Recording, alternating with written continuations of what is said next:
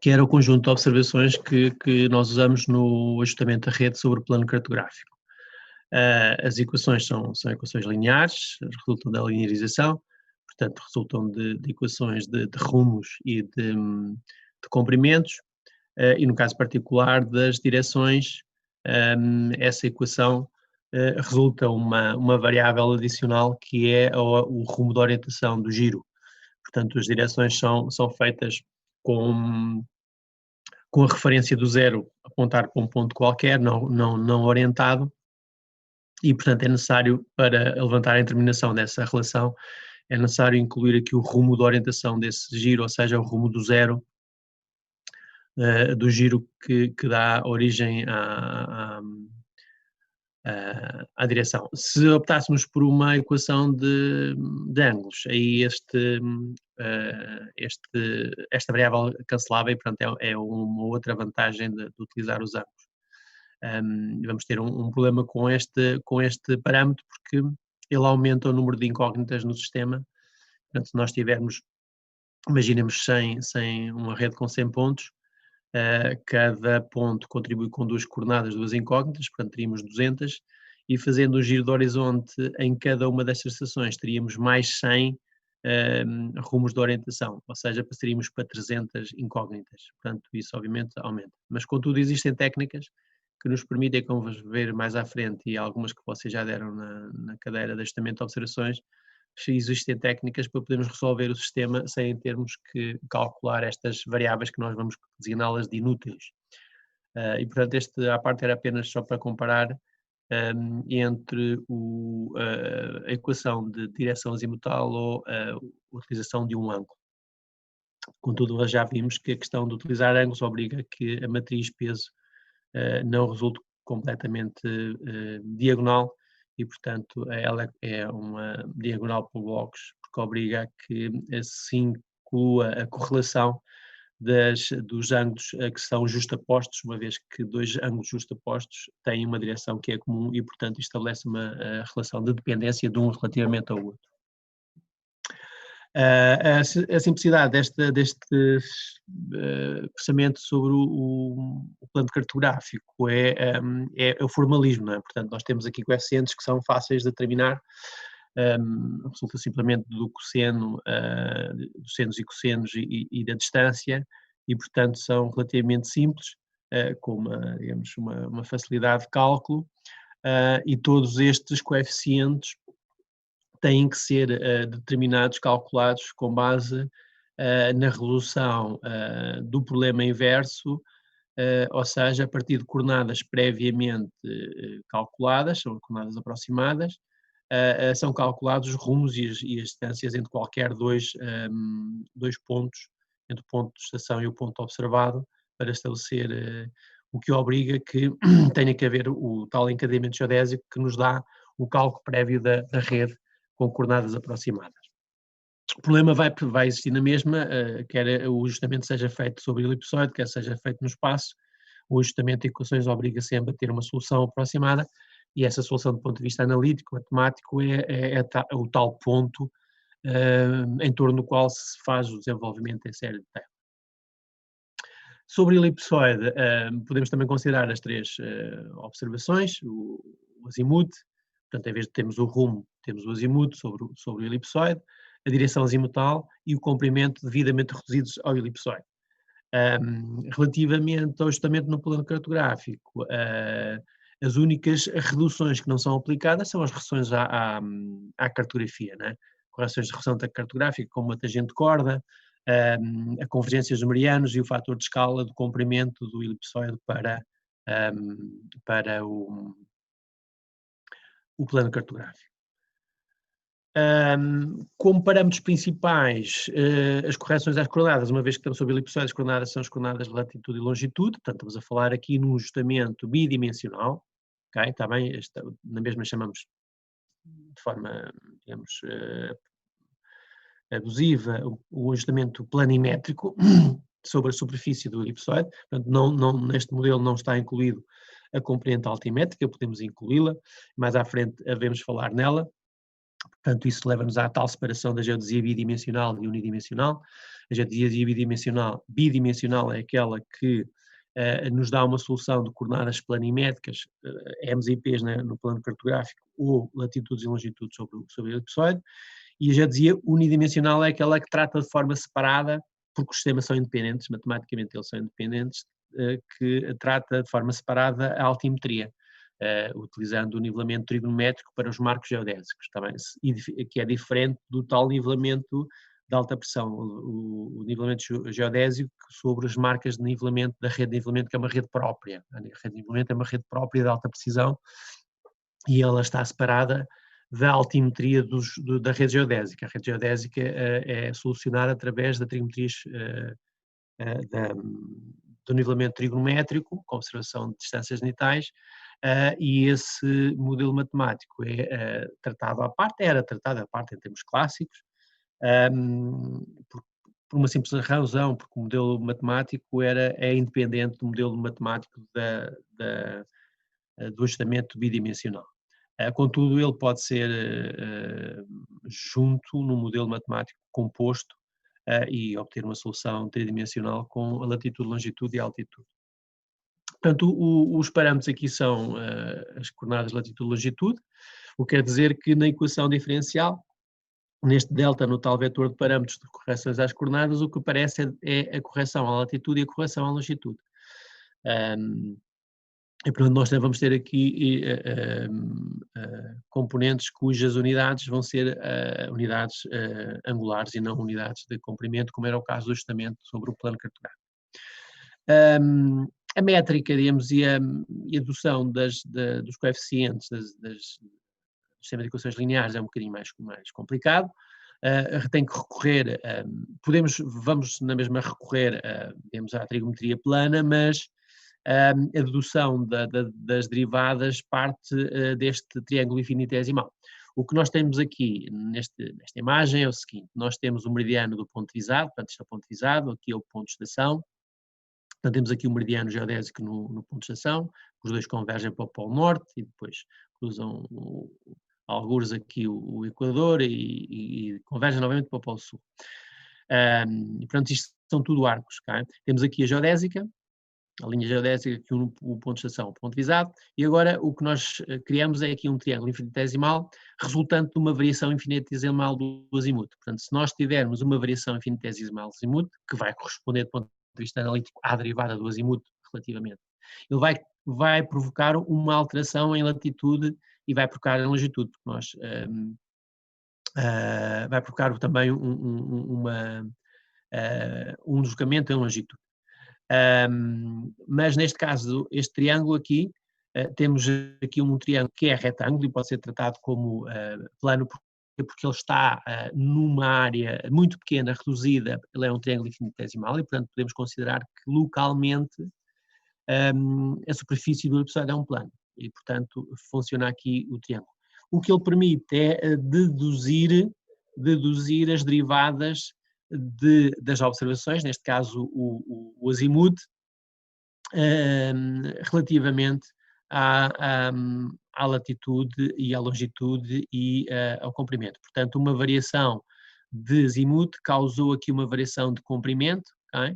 Portanto, em vez de termos este arco, passamos a ter este arco, que corresponde a este arco, ou seja, houve aqui uma variação de ds, menos ds, e provocou também uma variação de latitude. Okay? E, portanto, daqui deste triângulo a gente consegue tirar as derivadas, tal como fizemos com o problema direto, as derivadas do azimuth relativamente à longitude, relativamente à latitude. Não indo exaustivamente a cada uma das deduções e apresentando já as equações, portanto, uma equação linear da observação de azimuth, na sua forma genérica, temos o elemento diferencial, que é o produto da matriz de coeficientes vezes a correção aos parâmetros, é igual ao vetor fecho, que é a minha observação menos a observação calculada com coordenadas aproximadas, a tal valor da função de azimuth calculadas com as coordenadas de partida, mais o resíduo. E, portanto, o que nós temos em termos de formalismo das variáveis que estão em causa, temos então isto corresponde ao elemento diferencial linear da variação do azimuth, vai ser igual ao vetor fecho, que é, no caso, o azimuth observado menos o azimuth calculado. Não é? Portanto, isto é aquele, isto é aquele. Este é calculado com coordenadas prévias da latitude e longitude, e isto é a nossa observação reduzida ao elipsoide. Na prática, esta observação está aqui um bocadinho mais detalhada pelo seguinte, para indicar que este azimuth vem de um azimuth astronómico, ok? E esse azimuth astronómico, para se converter em azimuth geodésico, tem que ser aplicada a equação de Laplace, ou seja, tem que levar a correção do desvio da vertical. E, portanto, esta é uma correção, a única correção que o azimuth astronómico observado no terreno sofre é a redução do desvio da vertical para o converter aqui no parênteses reto, que corresponde a esta variável, para corresponder ao azimuth observado sobre o elipsoide.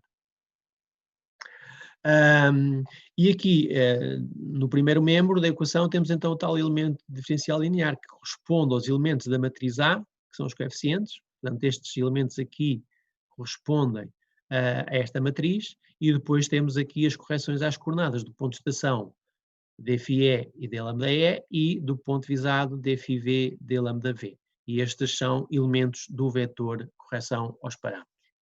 E depois o resíduo, que é uma estimativa do erro da nossa observação. Todas as grandezas angulares devem ser calculadas nas mesmas unidades. Depois vamos ver mais à frente que esta equação deve ser escrita como ela se traduz como uma equação de pequenas quantidades, não é? Porque ela, na prática, ela é uma quantidade infinitesimal, e estabelece uma relação da variação infinitesimal do azimuth relativamente à diferença entre a minha observação e o valor que eu calculo para essa observação. Mais à frente vamos ver que o mais adequado é exprimir esta equação em segundos de arco, em vez de a graus ou radianos, é uma questão numérica para tornar o sistema mais estável. Já vos vou falar sobre essa questão da estabilidade do sistema, a estabilidade numérica. Se olharmos para os coeficientes, o que nós temos aqui, temos uma grandeza linear de metros, que é um raio de curvatura a dividir pela distância da geodésica, portanto metros sobre metros fica 100 unidades, e depois multiplica por cosseno ou seno, que também são reais. E, portanto, o que nós temos aqui nestes coeficientes são coeficientes reais, sem qualquer unidade, que está a multiplicar pela unidade da correção às coordenadas, que tem que ser a mesma unidade que eu vou definir o meu azimuth. Tá? Portanto, na prática eu tenho os azimuths calculados e observados em graus ou em radianos, subtraio, mas depois converto em segundos, e a unidade que eu colocar aqui no vetor fecho, no termo independente, é a unidade que vai sair à correção das coordenadas. Portanto, se eu colocar exprimir este vetor fecho, o segundo membro, em segundos de arco, o que resulta nas correções das coordenadas são segundos de arco. Se eu colocar aqui graus, o que resulta é graus. Porquê? Porque os coeficientes não são adimensionais, não têm qualquer unidade e, portanto, não alteram a unidade dos correções. No caso das equações sobre o plano, aqui já era diferente, não é? Portanto, se eu tenho aqui unidade de meta às correções,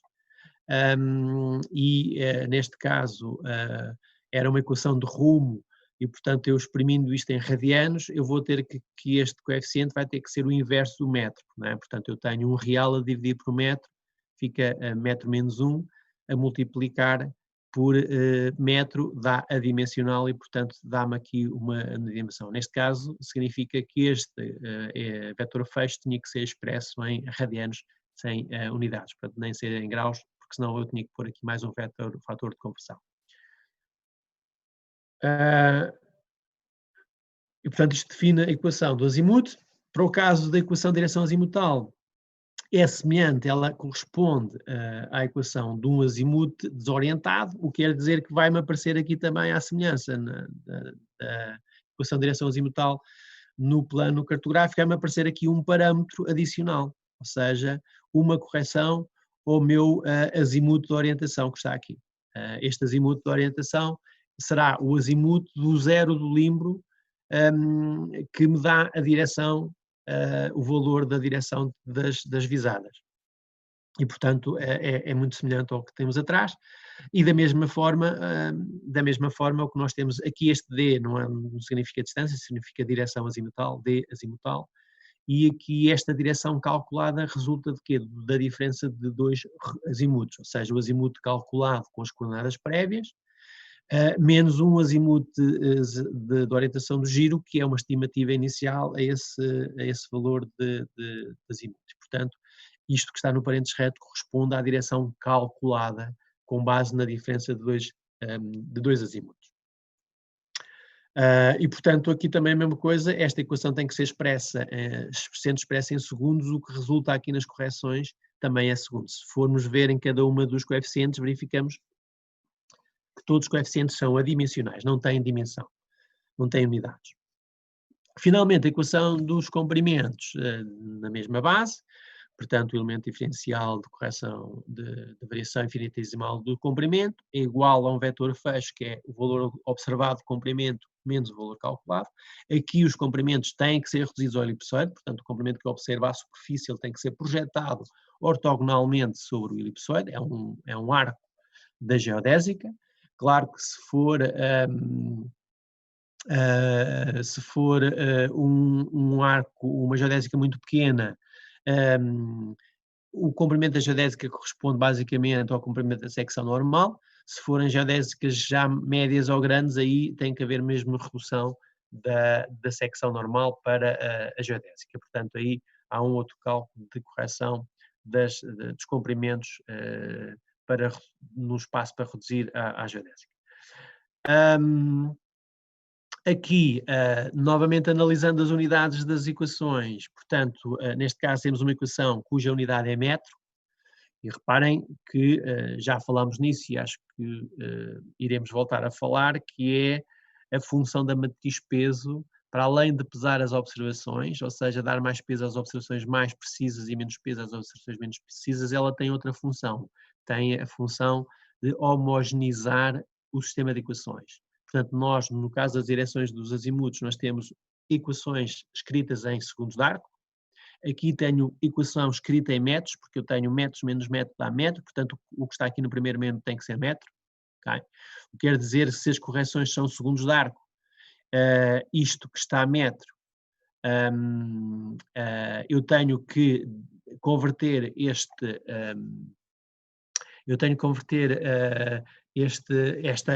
coeficiente à unidade de metro sobre segundo, para que este segundo divida por segundo e fique-me o termo todo no metro, igual ao segundo termo, ao segundo membro, okay? E por isso aparece aqui os coeficientes, ao contrário das equações anteriores, divididas por uma constante, que esta constante 206, 265, é um valor que nós habitualmente sabemos de cor, que corresponde à conversão de um radiano em segundos de arco. Okay?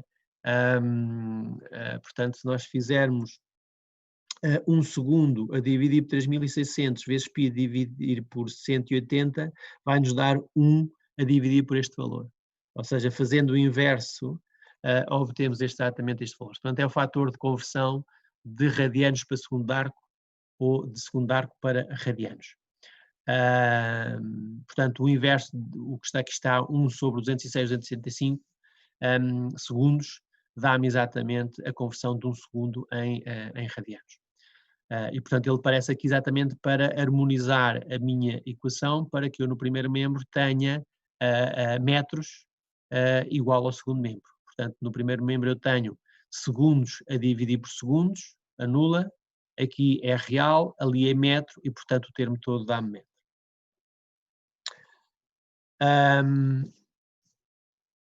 Alguma dúvida sobre aqui a explicação das equações?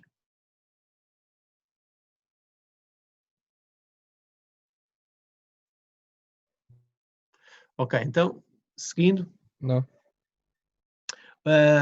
O cálculo dos valores aproximados dos azimutos e dos comprimentos, portanto, vocês vejam aqui, neste caso eu tenho aqui azimutos, portanto eu tenho que saber os azimutos entre o ponto de estação e o ponto de visado, está bem? Cuidado que aqui eu tenho azimutos do ponto de visado que é o azimuto inverso para o ponto de estação, como tenho do ponto de estação para o ponto de visado, e portanto isto obriga a resolver o problema inverso a partir das coordenadas aproximadas, obter os respectivos rumos diretos e inversos. E o próprio comprimento calculado também tem que ser calculado ele próprio a partir das coordenadas. Portanto, eu tenho a fase inicial antes do ajustamento da rede, que é calcular previamente as coordenadas aproximadas, e essas coordenadas aproximadas é que, através do problema direto, através do problema inverso, me dá estes coeficientes, estes elementos para calcular os coeficientes. Portanto, temos que aplicar os problemas da geodesia através do desenvolvimento de Legendre ou através de outro método integral que Sodano ou do Ramsford. E este facto torna este processo sobre o elipsoide ainda mais complicado, ou seja, mais moroso do ponto de vista do cálculo relativamente ao sistema de equações definidas sob o plano cartográfico. Portanto, é natural que, em termos clássicos, havia a tentativa de fugir para o ajustamento da rede sob o plano cartográfico, por ele era mais simples, o cálculo era mais simples, porque a capacidade de cálculo que existia antes era muito limitada. Hoje em dia, a complexidade que existe é apenas na escrita do código dos programas que fazem ajustamento sobre o elipsoide, que obviamente é muito mais elaborado esse código do que o código para formular o sistema de equações sobre o plano cartográfico. Em termos de capacidade de cálculo, não se coloca aí o problema. Então, daquilo que eu já disse, as correções às coordenadas, ou seja, as equações de azimute e de comprimento devem ser expressas em segundos de arco, e também na equação de comprimento as correções vêm em segundo de arco. E qual é a vantagem? É que faz com que na matriz A, a matriz A não tenha elementos muito grandes e elementos muito pequenos. Okay? Se trabalhássemos em radianos, teríamos elementos da matriz muito pequenos e outros muito grandes, e se fosse 100 graus tínhamos exatamente a mesma coisa. E isso torna a matriz instável do ponto de vista da inversão. Quando eu depois converto essa matriz na matriz normal, normalizo o sistema de equações, obtenho o sistema de equações normais, e essa diferença entre coeficientes pequenos e grandes aumenta significativamente. Ou seja, eu posso ter fatores, elementos dessa matriz, de 10 levantado a 20 e ter outros de 10 levantado a menos 20. Isso cria um problema de instabilidade de inversão. Não é problema se eu tiver um processador com maior resolução, ou seja, se eu tiver um processador de 64 bits, ele vai resolver numericamente todas as variáveis com 64 casas decimais.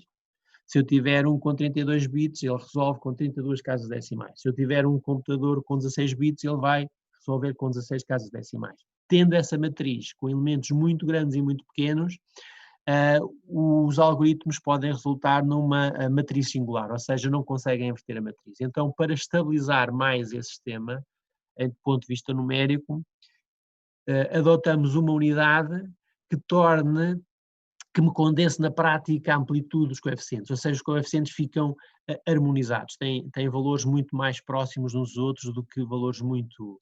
Portanto, mas como eu disse, era um problema quando nós tínhamos computadores com 16 bits, apenas 16 casas decimais. Agora temos com 64 bits, mas, por exemplo, o próprio software, que é o Fortran que nós utilizamos, é um software de 32 bits, portanto ele só vai buscar 32 casas decimais ao processador do computador. Aquele D0 que o Miguel no outro dia me colocou a questão, o fecheiro que eu dei como exemplo, está lá as variáveis, depois do ponto aparece um D0. O D0 quer dizer dupla precisão. Quer dizer que vai-me obrigar ao Fortran a preencher tudo até à 32ª casa decimal, tudo com zeros. Se eu não puser isso, pode haver ruído no processador e aparecer lá valores diferentes de zero nas últimas casas decimais. E, portanto, aí esta questão da dupla precisão colocava-se mais nos processadores mais antigos, agora nos processadores mais recentes não é um problema, e, portanto, o que temos visto é que, utilizando quer o D0 ou sem D0, ele resolve na mesma e não causa problemas na solução. Por isso é que, por exemplo, no Fortran tem exatamente as variáveis podem ser definidas de dupla precisão ou quádrupla precisão. Dupla precisão são 16 bits, e quádrupla precisão são 32 bits. E nós definimos logo no início, no Fortran, definimos se as variáveis são de dupla precisão ou de precisão simples ou de quádrupla precisão.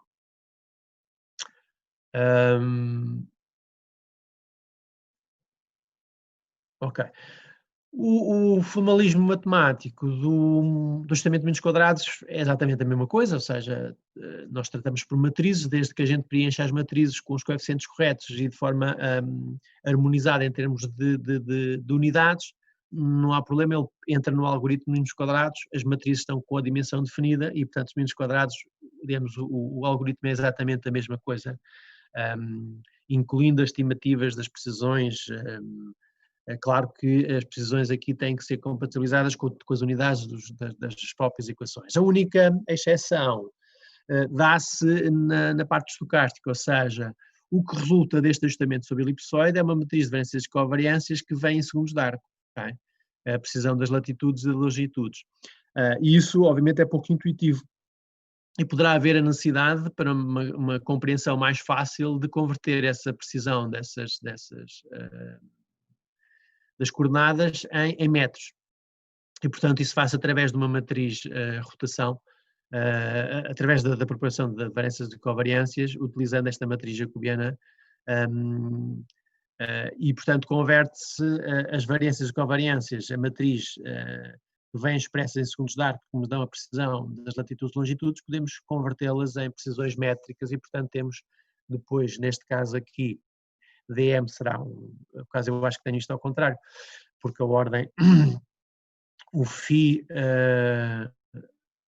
está para P, como o lambda está para M, portanto isto devia ser ao contrário, ou troco aqui a ordem ou troco aqui, isto está escrito ao contrário.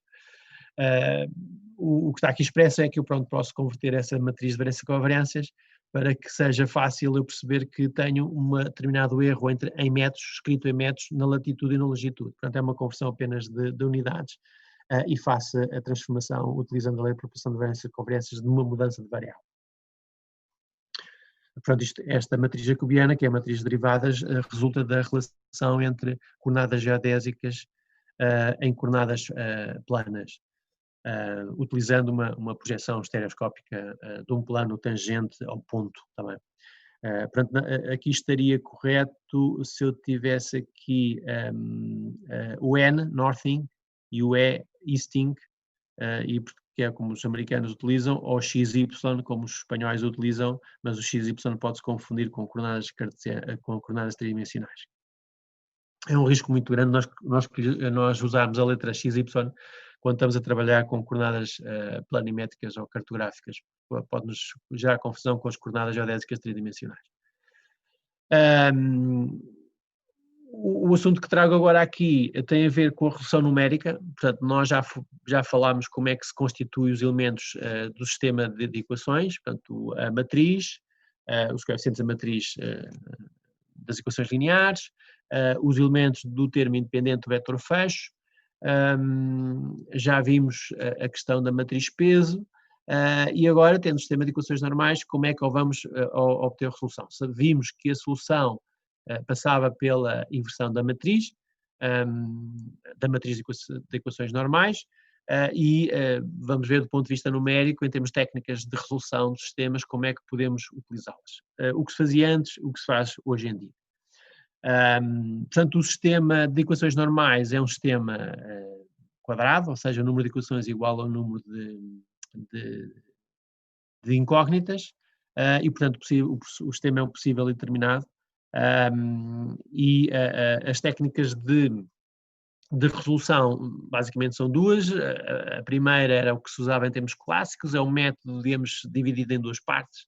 Faço uma condensação da matriz numa matriz de triângulo superior, fazendo alteração no sistema de modo a que o triângulo inferior da matriz fique nulo, e depois resolve-se o sistema de forma regressiva. Se eu condensar a matriz de modo a ficar um triângulo superior nulo, então a resolução é uma resolução progressiva, ou seja, resolve-se a primeira variável, depois vai resolvendo as outras. Como eu estou a indicar aqui, vou-vos mostrar, condenso numa matriz triangular superior e depois resolvo regressivamente, ou seja, resolvo a última incógnita e depois a penúltima e assim sucessivamente. O outro método é o método que se usa hoje, pela capacidade computacional que existe, ou seja, é a inversão da matriz. Mesmo que tínhamos uma matriz de 10.000 por 10.000, há capacidade, e muito superior a isso, há capacidade computacional de inverter a matriz. Portanto, a vantagem do primeiro método é que o número de operações era muito menor comparativamente ao método de inversão. Só que causava um problema, é que se eu não invertesse a matriz, não vou ter a matriz de variâncias e covariâncias, porque a matriz de variâncias e covariâncias é a matriz de variâncias e covariâncias, portanto, o sigma x é igual a sigma 0 ao quadrado, vezes a matriz n-1. Portanto, e se eu não inverter esta matriz, dificilmente, com mais dificuldade, eu consigo a matriz de variâncias e covariâncias. E, portanto, depois havia técnicas específicas de inverter apenas a matriz normal. Portanto, se nós quiséssemos saber as variâncias e covariâncias de um ponto específico, nós íamos à submatriz desta matriz e invertíamos essa submatriz. Portanto, havia técnicas depois de seccionar a matriz e ir buscar variâncias e covariâncias de pontos específicos e não de todos os pontos da rede. Utilizando o segundo método, invertendo da matriz, nós ficamos logo com a matriz inversa e, portanto, a partir daqui é fácil ir buscar as variâncias e covariâncias. Qual é a vantagem de ter isto? É que nós, como vocês vão fazer neste segundo trabalho, facilmente nós podemos calcular as elipses de erro, que é a região de incerteza da solução que obtemos no mínus quadrados e, portanto, temos essa grande vantagem de ter logo a matriz invertida, inversa, e com ela calcular a matriz de variâncias e covariâncias. A diferença, há apenas um pormenor, portanto, a posteriori eu tenho que colocar aqui o chapeuzinho, está bem? E, portanto, isto também tenho que colocar aqui o chapeuzinho. Se eu não colocar o chapeuzinho, o que eu obtenho ali são valores a priori. Mais à frente também vamos falar sobre esse aspecto. Portanto, no passado, obviamente, utilizava-se o primeiro método e atualmente utiliza-se, obviamente, o método da inversão da matriz, dada a grande capacidade computacional. Em termos de triangularização da matriz, e também elas são utilizadas para o processo também de inversão, existem os métodos de substituição e eliminação de Cholesky e de Gauss. A diferença entre os dois, o de Cholesky, é que o elemento de redução da matriz para a condensação utiliza a raiz quadrada do elemento de diagonal, enquanto que o método de Gauss utiliza o inverso da matriz, do elemento da matriz, da diagonal, do elemento diagonal da matriz. Em qualquer uma delas, se a matriz for singular, ou seja, não é vertível, nós depois na prática vou-vos mostrar como é que nós podemos ter um sistema em que a matriz não é vertível. Isso pode resultar de um erro nosso ou pode resultar de uma indefinição de alguns elementos, vamos lá chegar.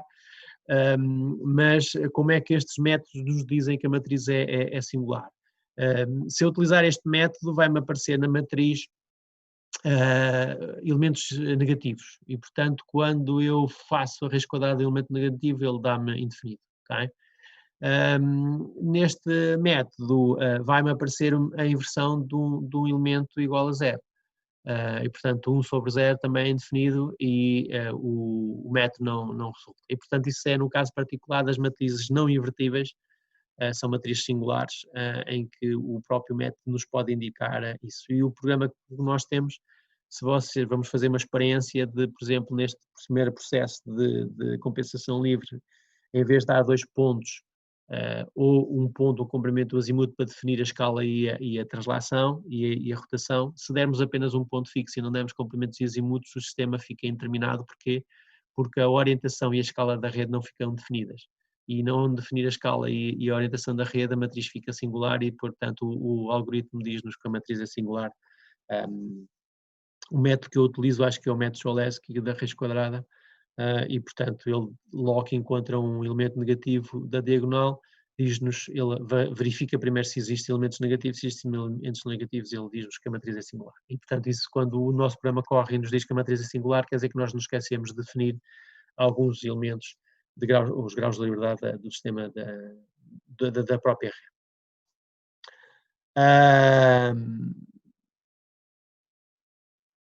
O que é utilizado, muita gente dizia, portanto, é o tal método Cholesky mais uma regra de Schreiber, que é uma técnica de eliminação de parâmetros inúteis, que é o tal R0, que há bocado falei, que ele não é útil e, portanto, ele pode ser eliminado, e utiliza-se então essa regra de Schreiber que eu já vou explicar. Portanto, isso é só uma revisão para aqueles que já tiveram álgebra, matemática, da álgebra, como é que nós invertemos ou como é que nós condensamos uma matriz. Este método serve tanto para condensar como para inverter a matriz, porque na prática para inverter uma matriz, eu tenho que converter a matriz a uma identidade, uma matriz de identidade, e portanto eu tenho esse sistema. O que está aqui à esquerda é a matriz A, o que está à direita é o termo independente, que é o vetor fecho. Portanto, todas as operações que eu fizer à esquerda tenho que fazê-las à direita. E portanto, o primeiro passo é dividir a equação por raiz quadrada do primeiro elemento, e portanto fica desta forma, e depois vamos eliminar este elemento na segunda linha, o primeiro elemento da segunda linha, e para eliminá-lo, nós à segunda linha subtraímos a primeira linha vezes o elemento da segunda linha a dividir pelo elemento da primeira linha. E ao fazer esta operação, fica aqui igual a zero e todos os outros elementos vão ficar alterados. Depois vamos eliminar este elemento aqui, fazemos exatamente a mesma coisa, portanto substituímos a terceira, subtraímos à terceira a equação, a primeira vezes a razão entre o elemento da terceira a dividir por o elemento da primeira, e fica este elemento igual a zero e a equação fica condensada.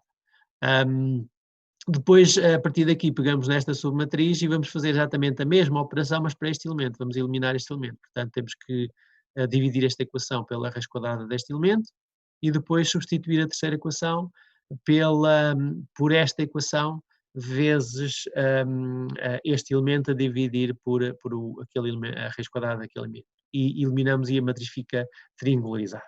Portanto, na prática, depois o que nós obtemos é um sistema assim, triangular, superior, em que o triângulo inferior é nulo, e agora para resolver o sistema basta resolvê-lo de baixo para cima. Portanto, resolvemos primeiro a última incógnita, resulta x3, depois substituímos o x3 nesta segunda equação, resulta o x2, depois substituímos o x2 e o x3 nesta equação e resulta depois o x1. Isto é a resolução regressiva do sistema, e desta forma nós podíamos resolver um sistema sem inverter a matriz.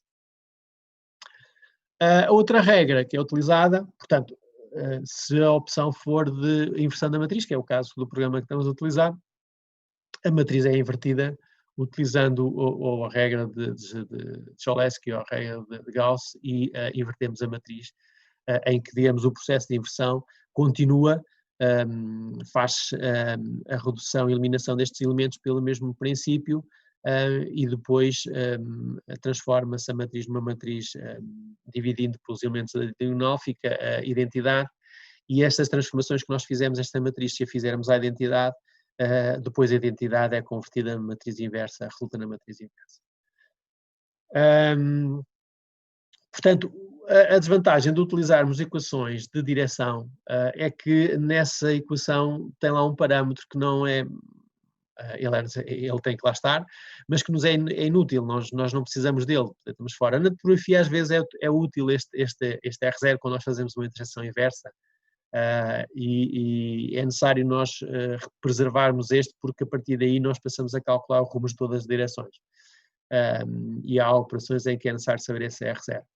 No caso da geodesia não, ele é inútil e portanto nós podemos tentar resolver o sistema sem o considerar no sistema, temos que truncar o sistema, e há duas formas de o fazer. Portanto, nós podemos eliminá-lo transformando o sistema num sistema truncado, que é equivalente, cujo sistema de equações normais é equivalente ao sistema de equações normais do sistema não truncado, o sistema completo. E, portanto, esta eliminação passa por fazer uma transformação no próprio sistema.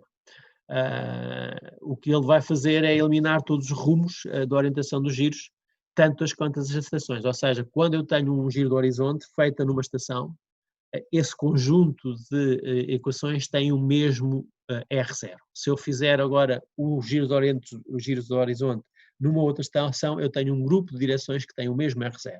Portanto, esta regra é aplicada por blocos, ou seja, a cada bloco de um giro, é aplicada esta regra. Portanto, ela será aplicada tantas vezes quantos giros do horizonte existirem. Se eu na mesma estação, que é o que vai acontecer com a segunda rede que eu vos vou dar do Jardim Botânico, se eu na mesma estação tenho 2 giros, fiz um giro, fechei-o, e depois volto a fazer outro giro, e neste caso eu vou considerar 2 blocos, okay?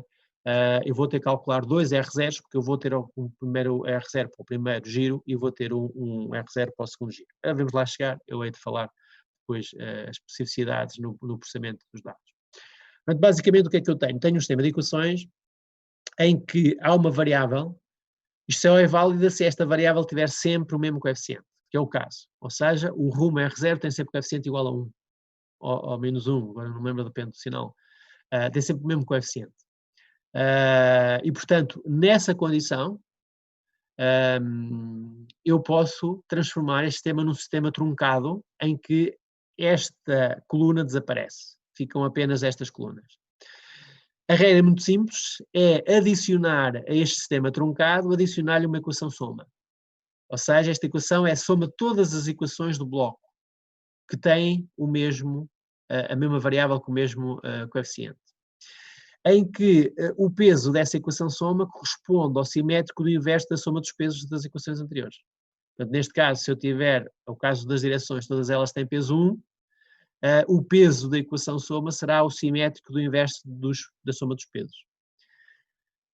Em termos de resíduos, o que vai resultar aqui é que os resíduos destas equações são falsos, ou seja, não são verdadeiros, não são os verdadeiros resíduos que eu quero. Pois há de haver uma forma de, no final, recuperar o resíduo a partir dos resíduos falsos. E, portanto, este das equações vai ser substituído por estas, e o sistema de equações normais deste sistema de equações é equivalente a este sistema de equações normais, e, portanto, o y e o z, que são as duas variáveis que estão aqui, vão ser exatamente a mesma do ponto de vista numérico e de solução.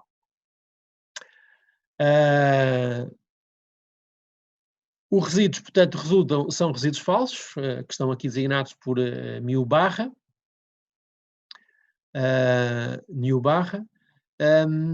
e para terminar, os resíduos verdadeiros, implicitamente eu tenho que recuperar o parâmetro que eu eliminei, mas é implicitamente, porque na prática eu não o calculo. Então vamos ver, se nós tomarmos então a equação genérica, em que eu passei este incógnita daqui do primeiro membro, passei para o segundo membro, se eu somar isto tudo, portanto, pego no bloco de equações do mesmo giro e somo estas equações. E o que é que eu tenho? A soma deste, portanto, aqui o que é que eu fiz? Passei o L, portanto, este L passei lá para dentro, ok? E o rumo, este L passei para ali e o rumo passei para aquele lado. Foi o que eu fiz aqui a esta transformação da equação. Portanto, somando isto tudo, o que eu tenho no primeiro membro, o somatório dos primeiros membros do bloco de equações, corresponde à soma de resíduos falsos. Está bem? Só olharmos para trás, corresponde à soma de resíduos falsos. Okay? Portanto, somar isto, estes CL passam para ali, somar isto tudo vai dar-me resíduos falsos. A soma disto dá-me a soma de resíduos verdadeiros. E aqui a soma disto dá menos N, que é o número de equações do bloco, vezes o R0. Agora, resolvendo isto, em ordem R, o que é que eu tenho? Portanto, o R vai ser igual a menos o somatório, portanto, por o menos, tenho que haver aqui uma troca, multiplicar isto por menos 1, isto passou para o lado de lá, fica aqui menos e este vai ficar com mais. Portanto, tenho, resolvendo isto, tenho aqui o menos o somatório de resíduos falsos, dividido por N, mais o somatório dos resíduos verdadeiros, dividido por N. Ora, os resíduos verdadeiros, nós sabemos que a condição dos mínimos quadrados é que o resíduo seja uma distribuição normal centrada em zero. E então, a soma do quadrado de resíduos dividido por N, que é a média dos resíduos verdadeiros, é zero. Já vimos isto na geometria física, quando nós fizemos os resíduos do ajustamento dos valores da gravimetria que nós fizemos. Vocês lembram-se que a média dava zero. Okay? E também no primeiro trabalho, agora que fizemos, quando fizemos os resíduos entre coordenadas transformadas e coordenadas oficiais, quando fomos ver os resíduos, a média dava praticamente zero. Okay? um valor muito pequeno que nós podemos considerar estatisticamente igual a zero. Portanto, a média dos resíduos verdadeiros é zero, porque eles fazem parte de uma distribuição normal centrada em zero. E, portanto, o rumo vai ser exatamente o quê? A média dos resíduos falsos, ou simétrico da média dos resíduos falsos. Portanto, substituindo isto ali naquela equação, passo a ter exatamente o resíduo verdadeiro. Portanto, o resíduo verdadeiro será igual a isto que é o resíduo falso, ok? Mais o rumo. Mais, como mais menos, portanto fica aqui mais o somatório dos resíduos falsos a dividir por n. Ou seja, o resíduo verdadeiro será então o resíduo falso da equação mais a média dos resíduos falsos do bloco de equações. Ok? Portanto, por isso é que se diz implicitamente eu tenho que recuperar o R0. Mas eu não tenho que calcular no meu sistema, no meu algoritmo, porque eu consigo recuperar os resíduos verdadeiros a partir dos resíduos falsos. A outra forma de resolver o problema sem calcular o R0, truncando o sistema e tornando o sistema mais pequeno, portanto, naquele exemplo de 6 pontos, 6 geodésicos, 2 coordenadas dá-me 200 incógnitas. Fazendo um giro do horizonte em cada um desses 100 pontos, eu tenho mais 100 R0s. Portanto, eu tinha 300 parâmetros. Eu posso resolver, truncar o sistema só com estes 200, okay? As coordenadas dos 100 pontos.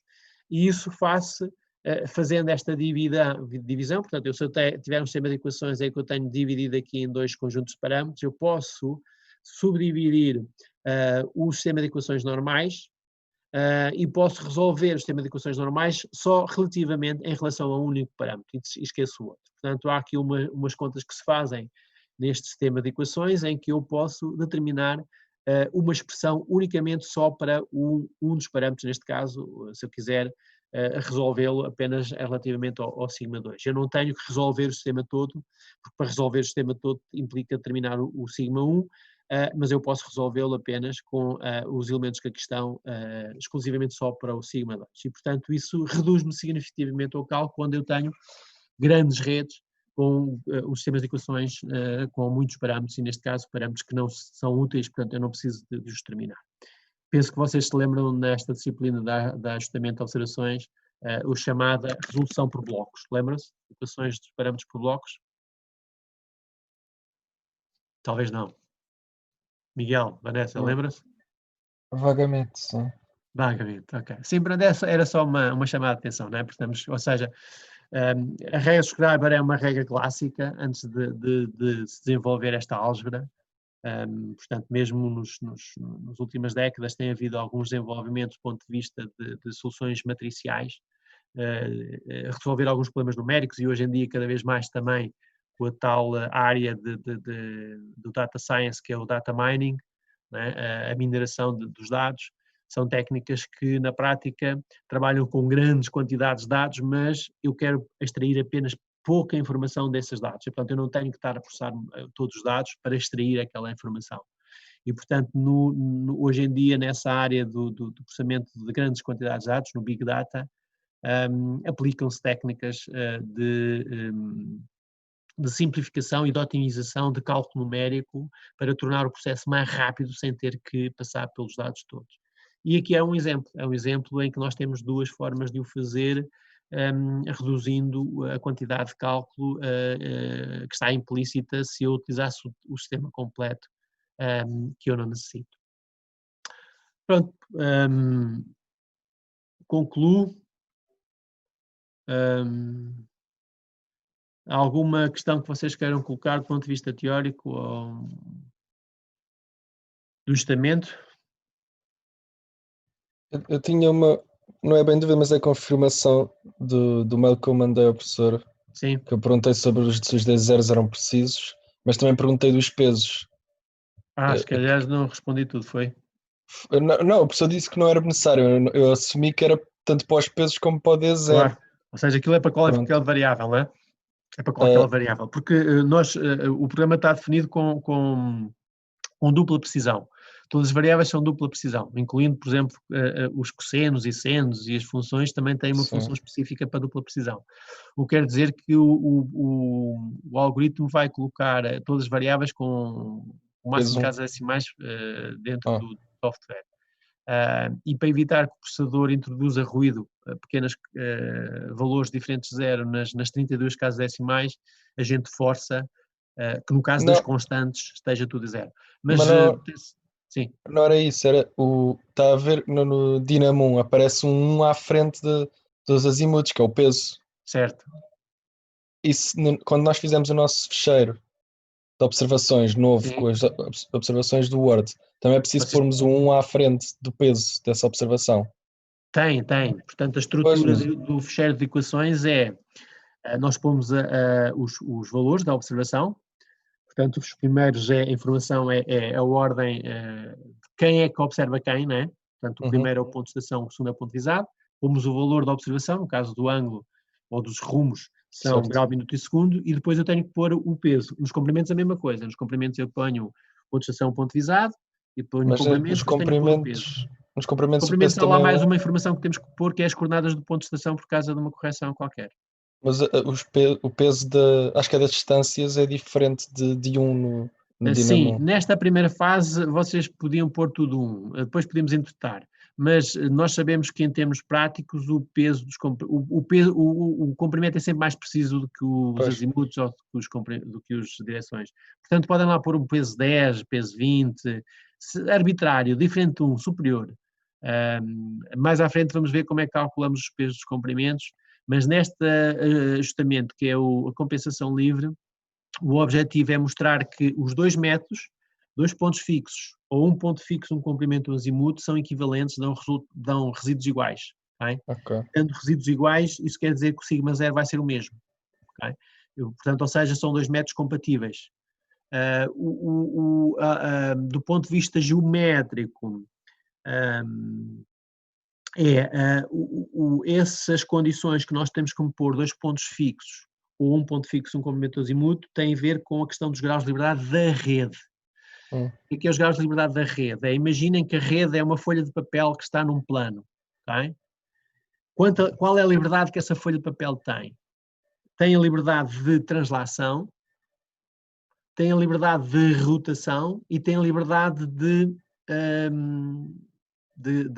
fator de escala, contração e dilatação. Certo? Ou seja, na prática está implícito o quê? Duas translações, uma rotação e um fator de escala. E o que quer dizer que no espaço bidimensional eu tenho que ter no mínimo 4 graus de liberdade. Eu posso é ter duas escalas, uma para x e outra para y, aí tenho 5, okay? Mas normalmente nós conhecemos a mesma escala para os dois.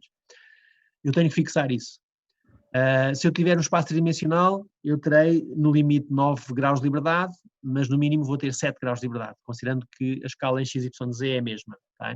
3 translações, 3 rotações e um fator de escala. Portanto, quando eu estou a processar uma rede no espaço, fixar dois pontos x, y, z não é suficiente, porque eu tenho 7 graus de liberdade. Portanto, eu tenho que ou tenho que fixar 3 pontos, ou tenho que fixar 2 pontos e dar um comprimento. Na prática, quando nós precisamos de rede GPS, isso nunca se coloca, porque o GPS já dá o vetor completo. E dar o vetor completo, ele está definido os graus de liberdade. Mas no caso bidimensional aqui, nós podemos fixar estes graus de liberdade dessas duas formas. Quando nós fixamos 2 pontos, obrigatoriamente, o rumo e o comprimento entre esses 2 pontos está implicitamente definido. E isso vai-me definir esses graus de liberdade da rede. Também vai-me fixar a rede no espaço. Se eu não definisse esses parâmetros, a rede está liberta. O que é que se traduz isso tem liberdade absoluta, não é? E o que é que isto traduz em termos numéricos? É que a matriz não é invertível, a matriz é singular. Portanto, vocês depois podem fazer essa experiência, façam essa compensação apenas com ponto fixo e o programa vai dizer matriz singular. Okay? Fixamos 2 pontos, ele já resolve o problema. Ok. Também, portanto, vamos ter que ser pesos porque nós utilizamos o sistema de equações pesadas e, portanto, o programa está à espera de ler um peso e, portanto, o 1 tens que pôr à frente das direções. Ok, professor. Ok, então, querem fazer um intervalozinho de 5 minutos só para ir à casa de banho? Portanto, a minha ideia agora era, continuamos agora com a parte prática, vermos se há algum atraso no primeiro trabalho, alguma dúvida. O Armando ontem resolveu o problema da importação dos ficheiros do Excel? Que consegui, mas foi só o chamado, importei 2 e não consegui, tenho que fazer o outro ficheiro das diferenças para depois importá-lo.